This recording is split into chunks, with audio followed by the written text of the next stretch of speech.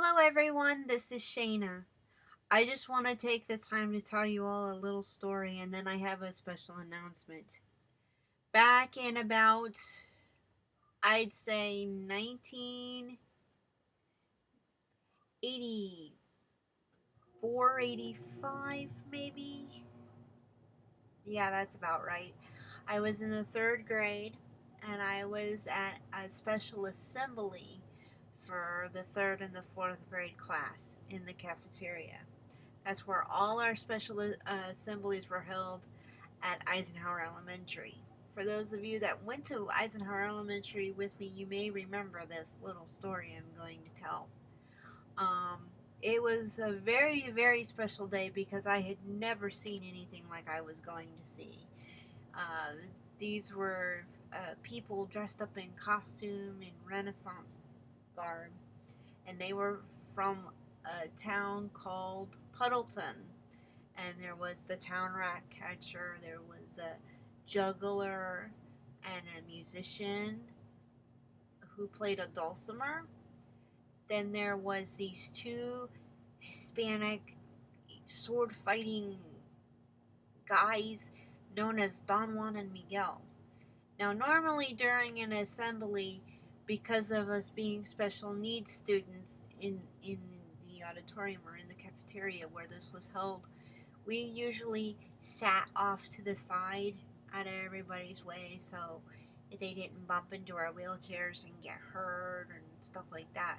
Well, part the other drawback to that is if they ever um, whoever was doing the assembly, if they needed a volunteer and we raised our hand, they would ignore us. They would shun us. They would um, walk the other way or pretend like we weren't even there. It was almost like an invisible wall. They didn't even acknowledge that, we were there.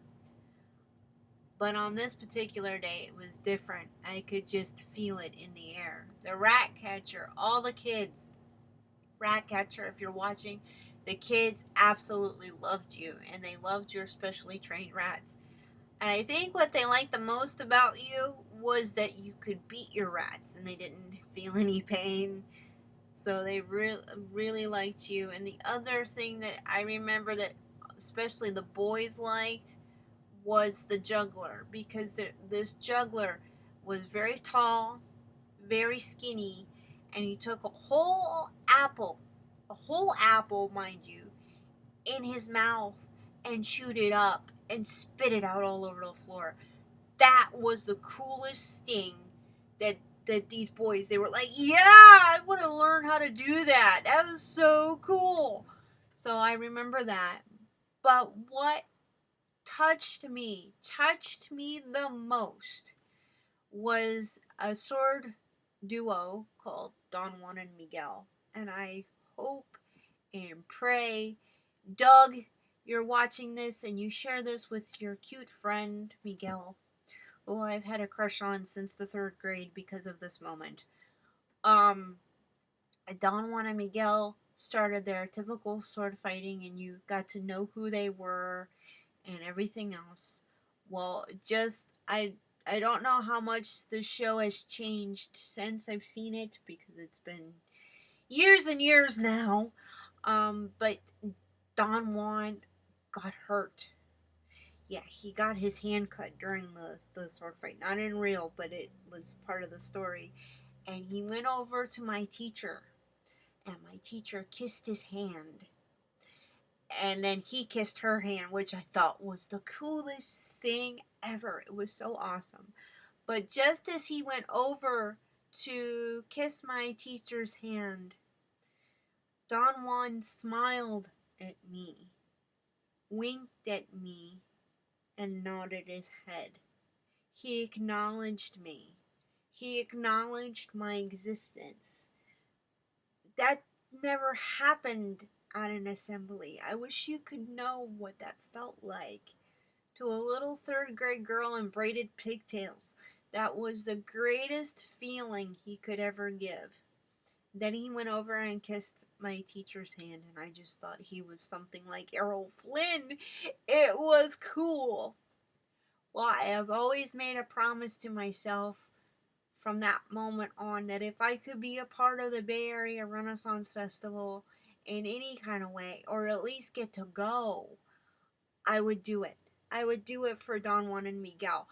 I would do that because it was such a wonderful, wonderful feeling. Well, in 2002, a friend of mine took me down to uh, the park across the street from where I live, and they were doing auditions for the Bay Area Renaissance Festival. And I just wanted to go just to see it, just to know what it was like. And if I created a character for the show, then I would know what they would want, and then I would come back and do it the following year, or try to audition with the character for the following year. A friend of mine named Julie. Hi, Julie. Anyway, she went with me, and she can tell you this is the exact way it happened. She went with me, and I just looked around, and it was wonderful to see all these people and to meet all these people for the first time, even if they were out of costume. It was just really neat to see how it all came together. Um, my friend told me, and this is Julie's exact words, she says, "Are you going to audition?" I said, "No, no, no, Julie. I'm not good enough to audition. I just want to see what this is. I just want to know what it's like. And then when I'm ready, I'll come back next year and do it. I'll audition then." She looked at me really funny and she says, "If you don't do this now, I will make you. I will push you up there through this grass and this moss and whatever else is out here and make you do it. So you had better do it, young lady, because we've come this far. You had better do it." So I signed up. I got my picture taken. I couldn't believe I was doing it. I kept trying to talk her out of it. Just take me home. I just wanted to see what this was. What am I doing? So finally, my turn came. And what the deal was is they had a hat. And in this hat were different characters. And you had to pick a piece of paper with this character on it and present yourself to the queen of the festival, played by Caroline Jett. Hi, Caroline. Anyway, so you presented this character to the queen, and that, coupled with all the directors and stuff, that helped with the decision of whether you got the part or not. So I picked the character I picked was the chambermaid. I know. It so doesn't fit, does it? I mean, I had a motorized wheelchair, in the grass and in the dirt and all of this, and I'm playing a chambermaid to the queen. So my thought was, what I'm going to do is I'll make her new to the job. Like, she don't really know what she's doing, or just starting out. She's just doing her thing. So she goes up to the queen and bows to the queen and says that she has some some sort of garment, an undergarment, Your Majesty, that doesn't seem to match any of your undergarments or the king's. And she was surprised, obviously. So I asked her what I should do with this, and she said, "We will tell you what you shall do. You will go to Lady Jane Grey's house and drop it on her front door and let her deal with it." And I said, "Excellent, well, Your Majesty, but there is a bit of a problem." And she said, "What is that, my dear?" I said, "I have this cart. You see, this special cart that I get around in. If anyone from the village or the town sees me, they will know that something is gone amiss at the castle." So she says, "We will tell you what you shall do. You will go at night and you will stick this undergarment under your thigh, and then you will drop it off at Lady Jane Grey's house, and it will be her problem. And I said, excellent, well, Your Majesty. And she said, excellent, well, very good. And I left. All right, I left the scene. So there, Stephanie Moffat. Hi, Stephanie. Anyway, Stephanie Moffat was the one that was giving us directions on what we were supposed to do and not do and all of that stuff. So they were calling a few people back to the sort of fighting and chess match area because they wanted to see how well people moved and if they would make good fighters or not. Well as I thought I did, and even the entertainment director at the time, who is the entertainment director in Michigan, asked me if I could wear my hair down because I had it up, and if I could, move around a little bit and that kind of thing. And I said, yes, I can do that, and I can do this. He said, all right. So I didn't think anything of it. At least I tried. That's how I looked at it.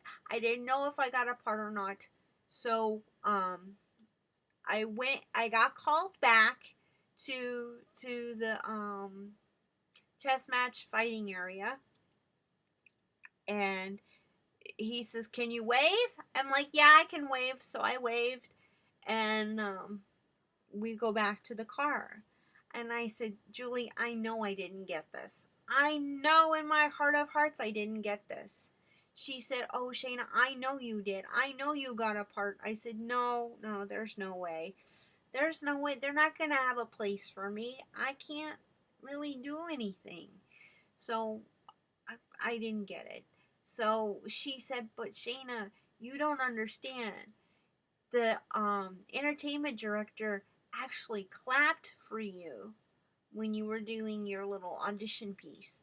And she said, "And only a few people got called back. Not everybody got called back to the fighting area and the movement area. So you got in. I know in my heart you got in." Well, a few weeks later, I got an email from Stephanie Moffat saying that I was now a part of the 2002 apprentice class.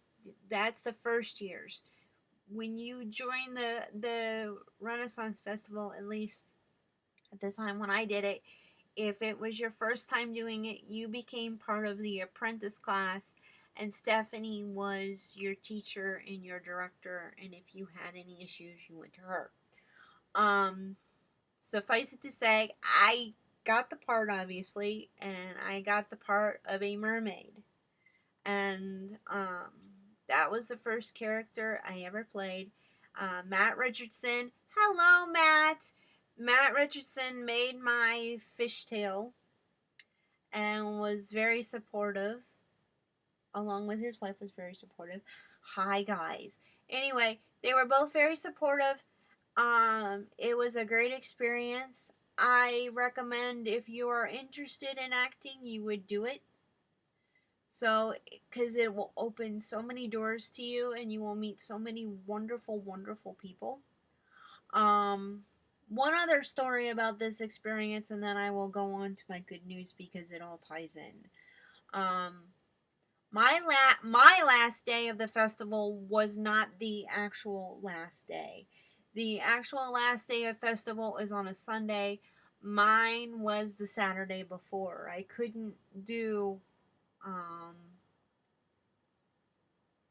or no, I actually did 2 days, but I had to leave early. That's what it was. I couldn't stay till the end of the ceremony when they do closing and things like that. I had to go home early.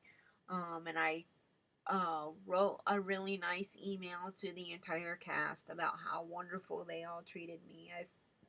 I felt like an equal, and that I felt accepted, and it's the first place, honestly, that I ever have felt accepted, that my disability didn't matter. I didn't get made fun of.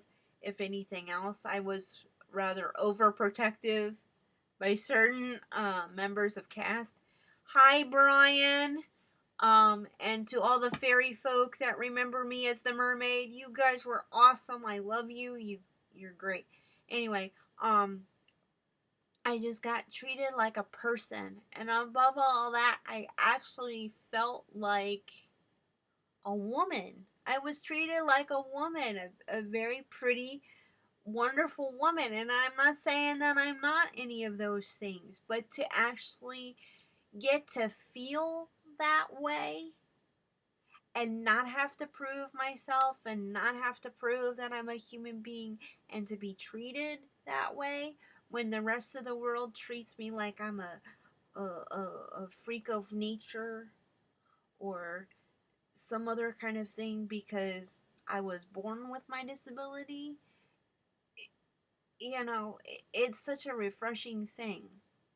So, the last day of festival, just before we opened, see, they open at 10, but we had to be there, I want to say, I got there probably 7:30, 8 o'clock, maybe a little later.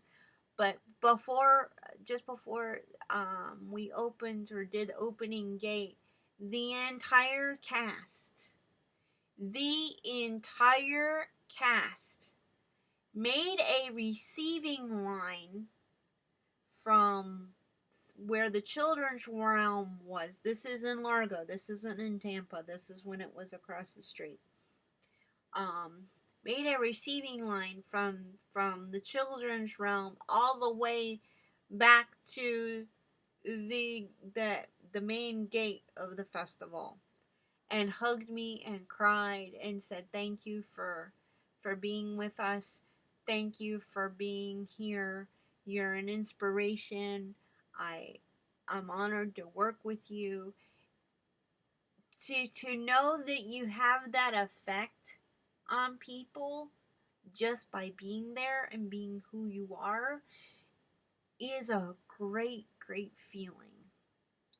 Okay. To go on with another story. Pirate Festival, same experience. Wonderful people. I love you all equally. You were all awesome to me when I joined you in 2003. Was it? Yeah, 3 or 4. Um, no, 2003. Sorry, get my years mixed up.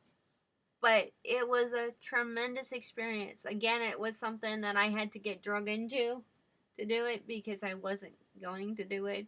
But my friend Brian Powell blackmailed me into doing it, and I'm so glad he did. Thank you, Brian. But it was a great experience. The people that stick out the most during that time were were Tim Fraley. I hope I'm pronouncing your last name right. He played the Lord Governor in our show. Brent Finnegan, love you, Brent. Um, Levi Landry, trying to think. Brian Powell, obviously, because we were the crew of 2. I got to whip him and be mean to him when we were the crew of 2, but it was fun. He liked dragging me around in the rickshaw for some reason and being beaten. He's twisted. Anyway, but these are the people that stick out the most. I hope I get to work with Tim again because Tim is just way awesome and he makes a great villain in a cartoon, wax your mustache kind of way. And then on top of all of that, I received an award at the end of Pirate Festival for being an inspiration to the cast of the Pirate Festival. But all those awards and kind words and everything are really great, and I love them all dearly. But now for my great announcement. I have been working so hard at trying to become, I want to say, a better actor, a more of a chance to be creative as an actor, to be creative as a writer, to work with a group of people that believe in giving back to a community, especially to children. And the reason I hold children in such high regard is because I will never be able to have my own children, either naturally or adopt. So for me to give back to my community, especially to the youth, is very important.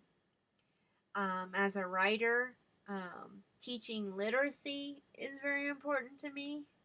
I've been writing now for 16 years, so you can bet that literacy and reading, not just for selling my books, but for to help the children grow in intelligence and imagination. Reading is very, very, to reuse the term, very fundamental in who I am and as a person and as a writer and as an artist. Um, and I have been trying to be a part of different crews in the past.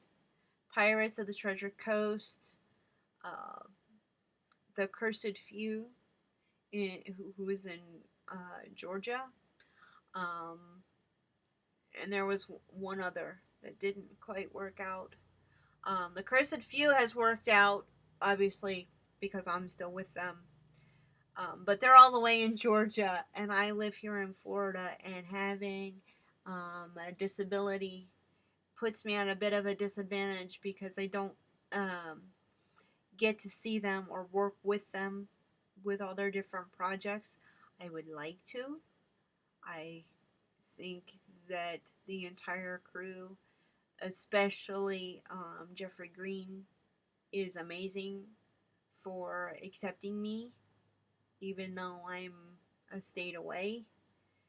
And they still make me feel like I'm part of a family and still keep me abreast of what's going on. And I hope to one day work with you all because I think you're so great.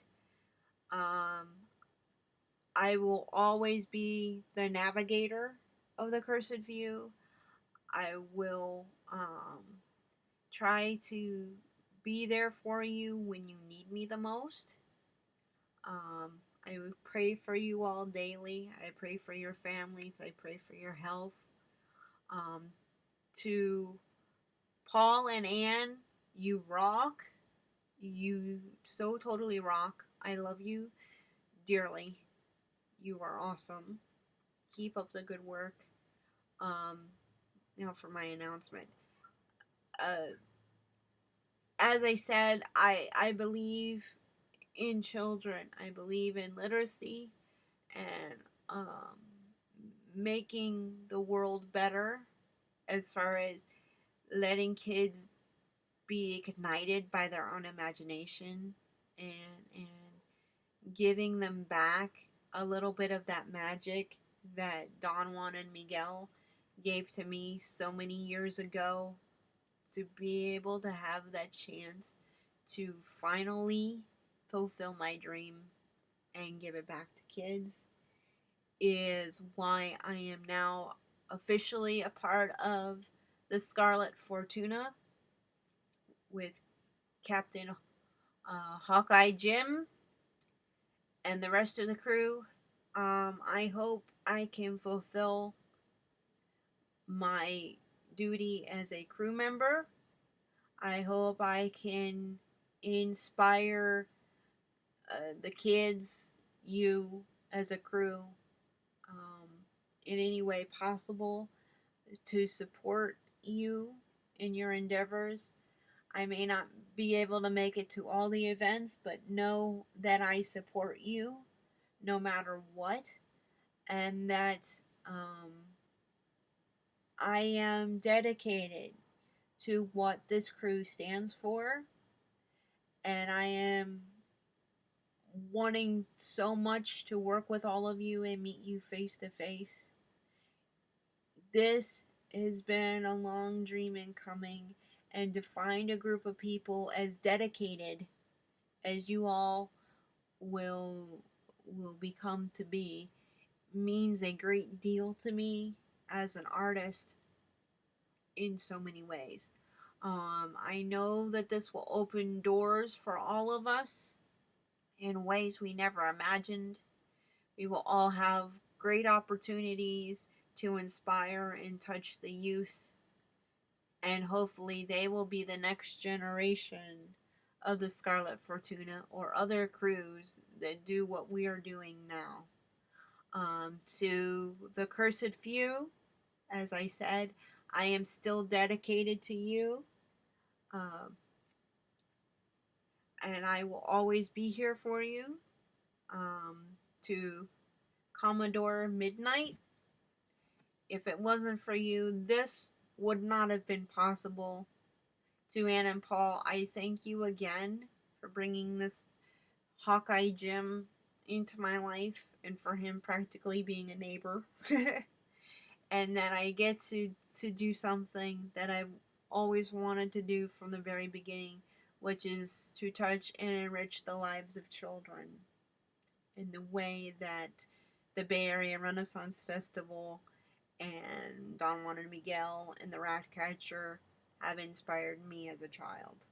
So, to all of you, I wish you well and safe seas. And if any of you have any questions for me or want to know what events come up on the Scarlet Fortuna schedule as it happens, it will be posted on my writing book page and on my timeline. Um, Please, in some way, this is very, very important that you all understand. These are for the kids. We're trying to get them to be inspired in any way possible. So any connections you all have that could help make the crew better, and connections you can make with schools in your area, and any ideas that my fellow Rennies, you know who you are, my family, I love you. If you have any ideas for us, or you want to come and help the Scarlet Fortuna be the best crew ever, the best pirates ever, come help us. We can use the help.